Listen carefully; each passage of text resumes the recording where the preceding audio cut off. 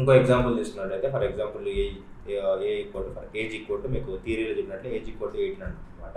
Okay, so if age greater than 18 ఉంటే ఏం చేయాలి, ఓట్ అని చెప్పిన అనమాట. ఓకేనా, print you can vote, print you can vote. ఓకేనా, ఓట్ చేయొచ్చు.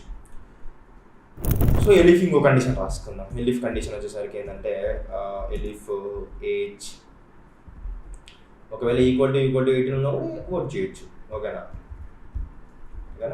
సో ఇక్కడికి వచ్చేసరికి ప్రింట్ యూ క్యాన్ ఇది కూడా vote, you can vote body. Okay, సరే. నెక్స్ట్ వచ్చేసరికి ఎల్స్ అనమాట. ఎల్స్ ఏం చేస్తుందంటే ప్రింట్ ఓకే వెయిట్ అని చెప్పేసి చెప్పినాను థియరీ. ఓకేనా, సో ఇప్పుడు ఏమైందంటే ఇఫ్ కండిషన్ ట్రూ ఉంటే ఇఫ్ నుంచి స్టేట్మెంట్ ఎగ్జిక్యూట్ అవుతుంది, లేకపోతే ఇక్కడ 2 కండిషన్ ట్రూ ఉంది, కాకపోతే మనకి ఏం ఎగ్జిక్యూట్ అవుతుంది, ఓన్లీ ఇఫ్ ఒకటి స్టేట్మెంట్ ఎగ్జిక్యూట్ అవుతుంది. సో రన్ చేసిన చూడండి ఇప్పుడు మీకు ఒక స్టేట్మెంట్ మాత్రం ఎగ్జిక్యూట్ అయ్యింది.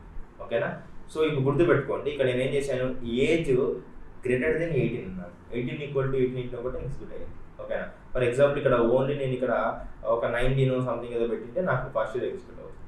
ఓకేనా, అట్లా గుర్తుపెట్టుకోండి. మల్టిపుల్ కండిషన్ చెక్ చేసుకోవాలంటే ఏం చేయాలని చెప్పిన, మల్టిపుల్ కండిషన్ చెక్ చేసుకోవాలంటే ఏం చేయాలి అంటే మీరు ఏదైనా లాజికల్ ఆపరేటర్ యూజ్ చేసుకోవచ్చు అని చెప్పిన. అంటే ఫర్ ఎగ్జాంపుల్ ఇక్కడ మీరు ఆర్ కానీ యాడ్ కానీ పెట్టుకోవచ్చు. ఆర్ పెడితే ఒకటి ఏదైనా ఒకటి ట్రూ ఉండొచ్చు. ఓకేనా, సో మనకి ఇది అవసరం లేదు, ఇంకా ఇట్లా చేసుకోవచ్చు.